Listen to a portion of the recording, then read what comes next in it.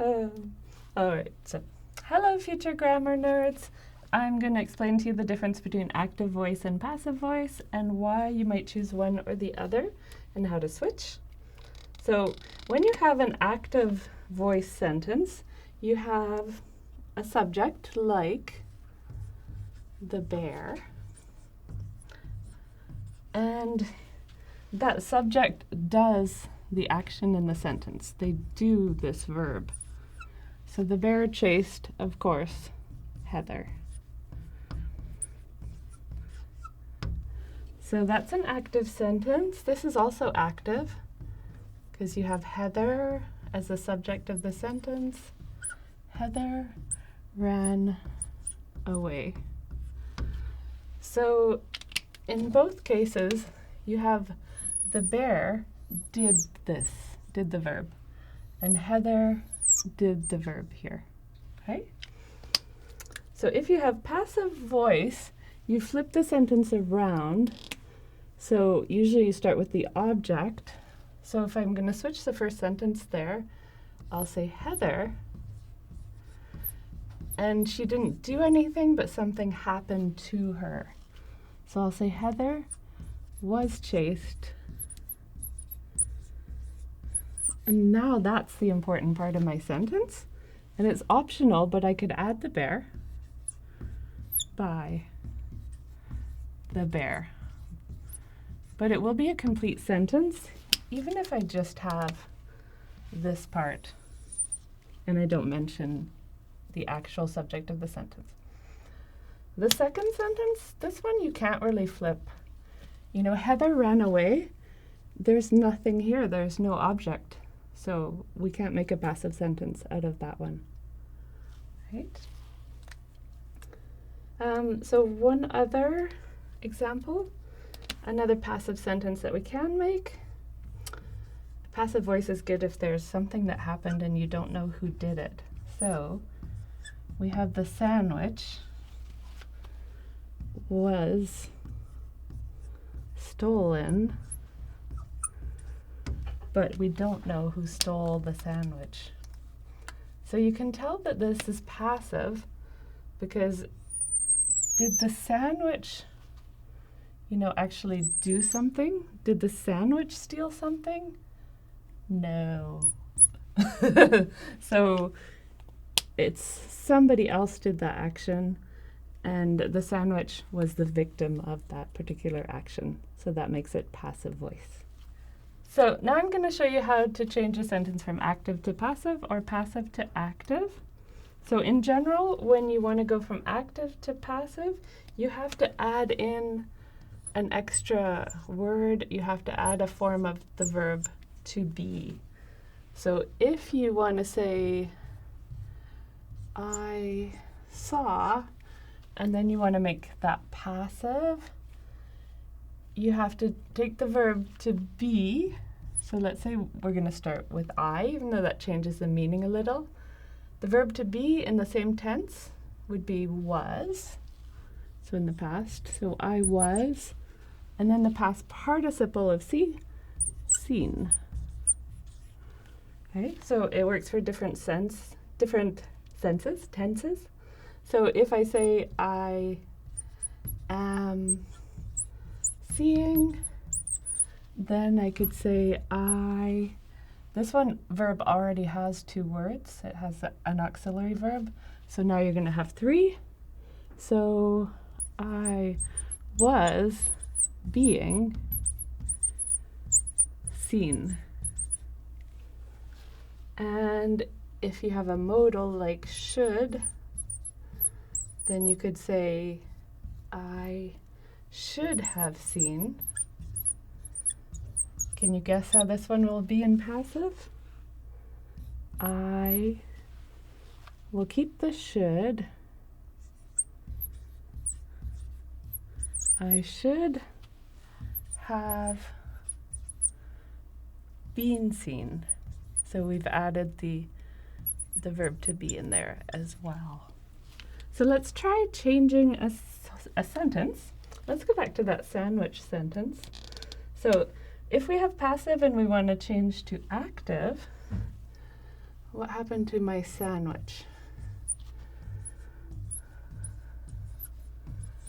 The sandwich was stolen, this is passive, by my dog. Of course, my dog is always hungry. So somebody might say that this is not the best way to write this sentence because we know who stole it. So in general, it's better to write in active voice because we expect to see the subject and then what the subject did. So you really need to have a reason if you want to say something in passive voice. And here it just makes a sentence longer and a bit more complicated. So let's switch it back. So let's take the subject, which is at the end of the passive sentence. Let's put it at the beginning. My dog is the one who did the action. So what did he do? My dog stole. We can get rid of the verb to be. What did he steal? The sandwich. It's a lot clearer and more straightforward in active voice. Another example, because I find students are sometimes trying to write in passive voice just to sound a bit more fancy or complicated on purpose, which isn't a good strategy for writing. So let's say that you've written some problems with online platforms.